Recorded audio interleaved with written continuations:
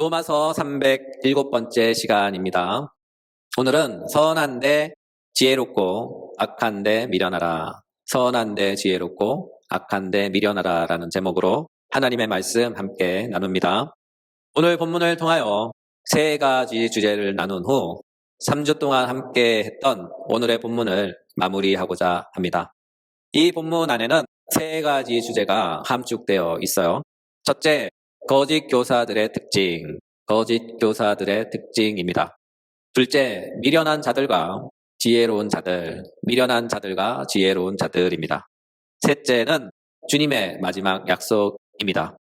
첫 번째 나눴던 주제에 관하여 잠깐 언급하자면 사도 바울께서 목회할 그 당시 기독교 사회에서 문제를 일으키며 교회를 혼란에 빠뜨리고 와해시켰던 사단의 하수인들이 있었는데 그들이 바로 거짓 교사들입니다. 사도는 거짓 교사들에 대한 세 가지 특징을 본문을 통해 진술했어요. 먼저 그들은 진리를 거스리는 자들입니다. 로마서 16장 17절 형제들아 내가 너희를 권하노니 너희가 배운 교훈을 거슬러 분쟁을 일으키거나 거치게 하는 자들을 살피고 그들에게서 떠나라. 이 본문에서 너희가 배운 교훈은 다름 아닌 복음 진리에 관한 교훈입니다. 달리 말해서 구원은 오직 예수 그리스도를 믿는 믿음만으로 구원받는다. 구원은 오직 예수 그리스도를 믿는 믿음만으로 구원받는다 하는 복음의 진리죠. 이에 대하여 거짓 교사들은 이와 같은 복음의 진리에 반감을 품고 대항하여 이 진리에 대하여 딴지를 걸고 트집을 잡아 복음의 진리를 거스립니다. 이에 대하여 사도는 이렇게 솔루션합니다. 그들에게서 떠나라. 그들과 결별하라. 또는 그들과 어울리지 마라. 성경도 경고합니다. 시편 1편 1절 유명한 말씀이죠. 복 있는 사람은 악인들의 꾀를 따르지 아니하며 죄인들의 길에 서지 아니하며 오만한 자들의 자리에 앉지 아니하고. 그렇죠. 내가 복 있는 사람, 달리 말해서 복된 사람, 복이 머무는 사람이 되려면 말이죠. 세 가지를 잘해야 한다고 합니다. 첫째, 악한 자들의 생각을 수납하지 않는다. 둘째, 악한 자들의 방향은 쳐다보지도 않는다. 셋째, 악한 자들이 주는 어떤 달콤한 제안도 절대로 수락하지 않는다. 성경이 제시한 이 세 가지 원칙만 잘 지키면 축복의 통로가 됩니다. 형통한 사람이 됩니다. 축복의 사람이 됩니다. 오늘 설교를 듣는 우리 모두는 성경이 제시한 이 세 가지 원칙을 잘 지켜서 축복의 사람, 축복의 통로, 형통한 사람이 되시길 예수 그리스도의 이름으로 축복합니다. 그러므로 우리는 복음의 진리를 거스리는 거짓 교사들의 가르침으로부터 그들의 교훈으로부터 떠나야 합니다. 또한 거짓 교사들의 두 번째 특징은 그들은 우리 주 그리스도를 섬기지 않는다 하는 것이죠. 로마서 16장 18절 전반절 이 같은 자들은 우리 주 그리스도를 섬기지 아니하고 그렇죠. 사도는 본문에서 특별히 우리 주와 그리스도를 강조하고 있어요. 사도가 표현한 우리 주에 해당하는 헬라어는 키리오입니다. 헬라어 키리오는 히브리어 아도나이를 번역했는데 히브리어 아도나이는 구약의 하나님의 이름에 대한 징호입니다. 바로 여호와입니다. 한원하면 사도는 복음의 진리 대신 예수를 주님, 달리 표현하자면 여호와라고 말씀합니다. 즉 예수는 여호와이시다 하는 표현이죠. 이와 같은 이유로 거짓 교사들은 예수를 여호와 하나님으로 수납하지도 예배하지도 않습니다. 예수를 아예 무시합니다. 따라서 거짓 교사들은 예수를 구약의 하나님이신 여호와 하나님으로 인정하지 않기에 그들은 예수를 절대로 섬기지 않습니다. 그렇다면 그들이 섬기는 것은 무엇인가 라고 묻는다면 오늘 본문은 이렇게 답을 합니다. 로마서 16장 18절 중반절. 다만 자기들의 배만 섬기나니. 다만 자기들의 배만 섬기나니. 본문은 말씀합니다. 그들은 자기들의 배만 섬긴다. 그들은 자기들의 배만 섬긴다. 본문에서 배에 해당하는 헬라어는 코일리아입니다. 문자적 의미로는 복부, 배이지만 상징적 의미로는 육체적 욕망이나 이기적인 욕망에 사로잡힌 탐욕을 가리킵니다. 달리 말해서 그들은 복음의 진리 또는 영적인 진리에는 전혀 관심이 없고 그들의 관심은 바로 자신들의 욕망, 자신들의 탐욕에만 관심이 있는 것이죠. 가령 예를 들면 이런 것이죠. 몇 년 전에 들었던 이야기입니다. 사실인지 아닌지는 잘 모르겠지만 여튼 들은 척보에 의하면 어떤 부류의 목사님들은 부동산 자산이 100억 또는 1000억이 된다고 합니다. 그분들의 일과는 양들을 돌보거나 목회 연구하느라 바쁜 것이 아니라 부동산을 돌보거나 구입하며 관리하시느라 바쁘시다고 합니다. 이 첩보에 대한 개인적인 바람은 이것은 하나의 픽션이길 소망합니다. 그렇죠? 여러분, 목사가 뭐 하는 사람일까요? 목사는 우리 주님에 의하여 세상으로부터 부름을 받고 구별받아 그분으로부터 기름 부음을 받고 다시 세상으로 파송된 사람입니다. 그렇다면 목사의 주된 업무가 무엇일까요?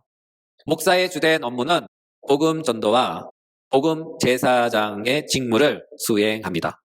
외국에 나가서 복음을 전하면 우리는 선교사라고 부릅니다. 국내에서 복음을 전하면 목회라고 합니다. 다시 목회 안에는 복음 설교, 교리 교육, 예배 인도, 성례 집도, 교회 일꾼 세우기, 교우 돌봄, 교회 행정 등등이 있는 것이죠. 이 모든 일은 교회의 머리 대신 우리 주님을 대리하여 이 세상에서 하늘나라를 전파하며 하나님의 나라를 건설하는 사업들입니다. 달리 표현하면 우리 주님 대신 예수 그리스도의 인격과 사역 안에서 하나님의 뜻이 완전히 성취되어 임한 하나님의 나라를 이 땅에 전파하며 세우는 것이죠. 우리 주님은 말씀하셨어요. 누가복음 16장 16절. 율법과 선지자는 요한의 때까지요. 그 후부터는 하나님 나라의 복음이 전파되어 사람이 그리로 진입하느니라. 그렇죠. 예수는 하나님의 나라요. 하나님의 나라의 구원의 문이시며 영생의 문이십니다. 요한복음 14장 6절. 예수께서 이르시되 내가 곧 길이요 진리요 생명이니 나로 말미암지 않고는 아버지께로 올 자가 없느니라. 따라서 예수는 천국으로 향하는 천국문입니다. 구약의 표현으로는 천사가 하늘로 오르락 내리락 하는 야곱의 사닥다리입니다. 창세기 28장 12절. 꿈에 본즉 사닥다리가 땅 위에 서 있는데 그 꼭대기가 하늘에 닿았고 또 본즉 하나님의 사자들이 그 위에서 오르락 내리락 하고 28장 17절 18절. 야곱이 잠이 깨어 이르되 여호와께서 과연 여기 계시거늘 내가 알지 못하였도다. 이에 두려워하여 이르되 두렵도다 이곳이여 이곳은 다름 아닌 하나님의 집이요 하늘의 문이로다 하고. 또한 우리 주님은 말씀하셨죠. 마태복음 16장 19절. 내가 천국의 열쇠를 내게 주리니 내가 이 땅에서 무엇이든지 매면 하늘에서도 매일 것이요 내가 땅에서 무엇이든지 풀면 하늘에서도 풀리리라.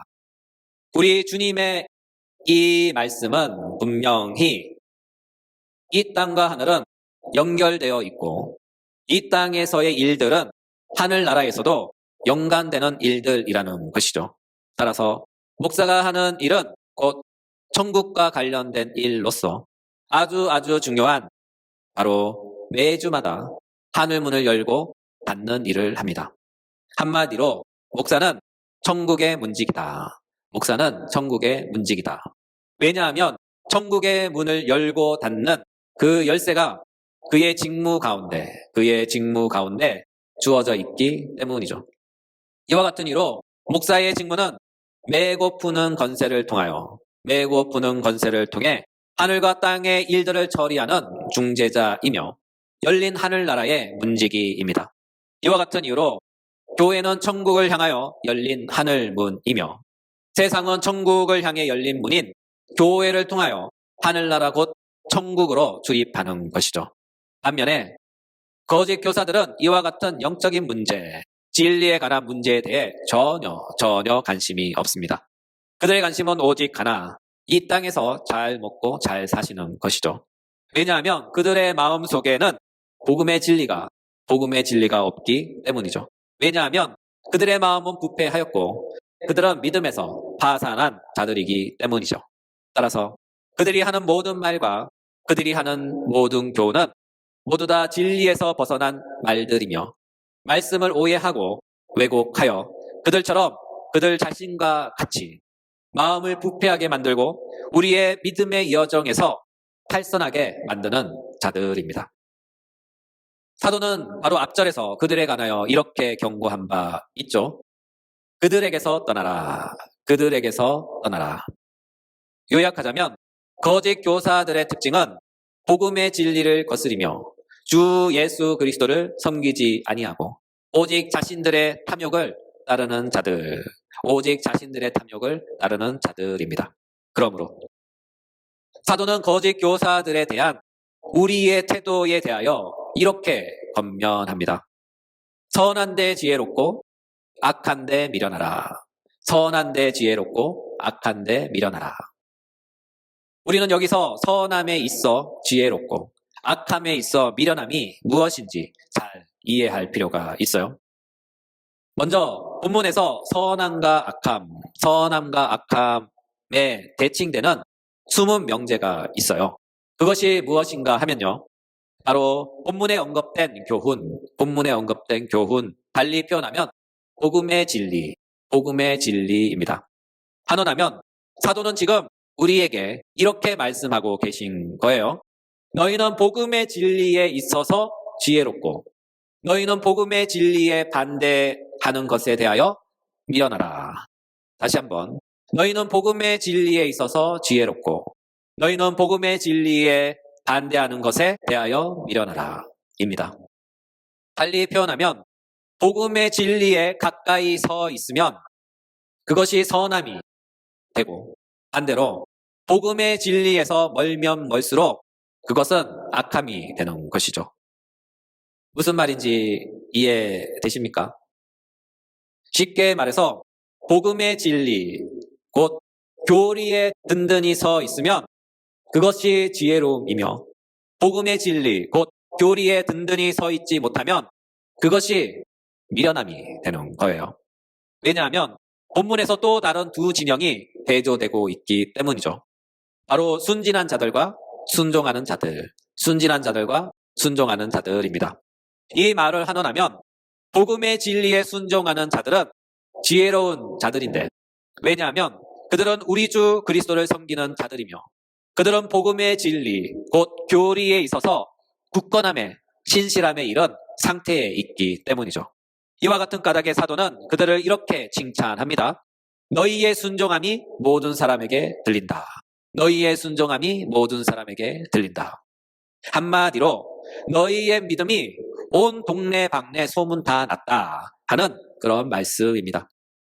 그들의 믿음이 얼마나 좋은지 사도 바울은 당시 온 세상 교회에 그들에 대한 믿음이 소문이 쫙 퍼져서 그들의 믿음에 관하여 모르는 사람이 없다는 거예요.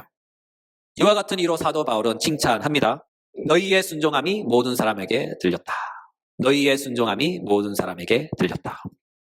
반면에 순진한 사람들은요, 거짓 교사들의 먹잇감이 되어 그들의 미혹을 받아 그들에게 맹목적인 충성을 하는 사람들입니다.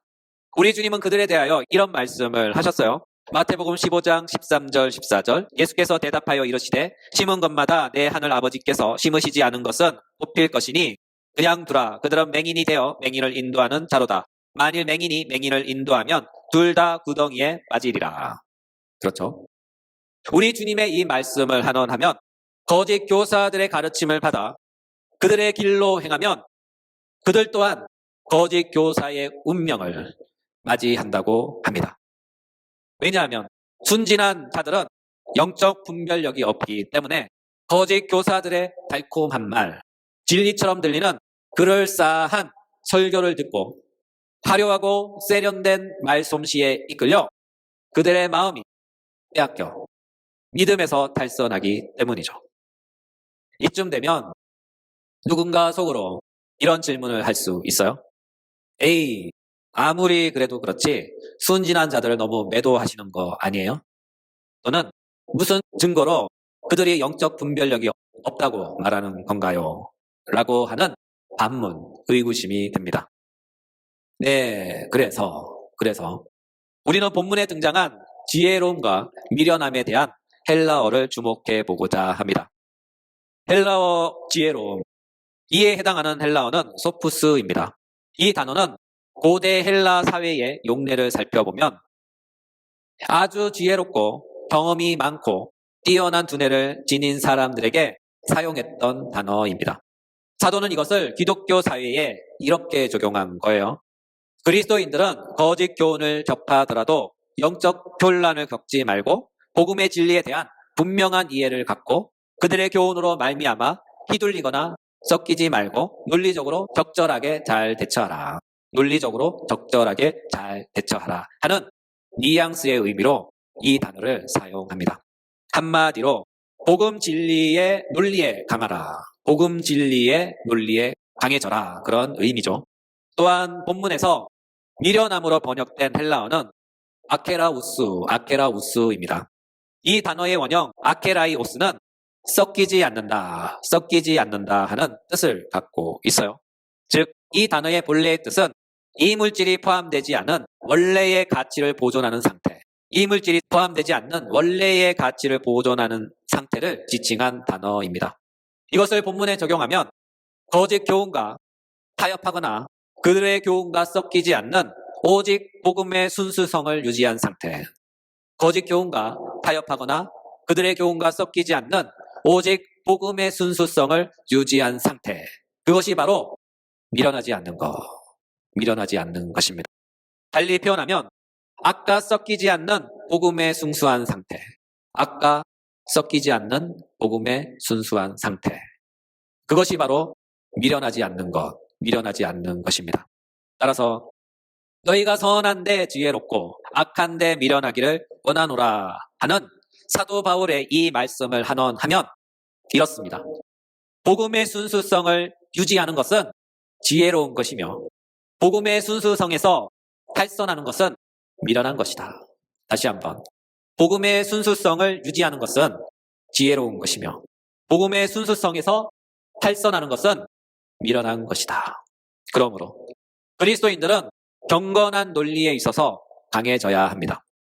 온갖 거짓 교훈으로 복음의 진리를 거슬려 도발하며 귀가 호강할 만한 말솜씨로 듣기에 정말 그럴싸한 합리적이고 세련된 가르침 앞에 맞서서 복음의 순수한 진리로 굳건히 서서 그들의 논리에 맞서 싸워 이겨야 합니다.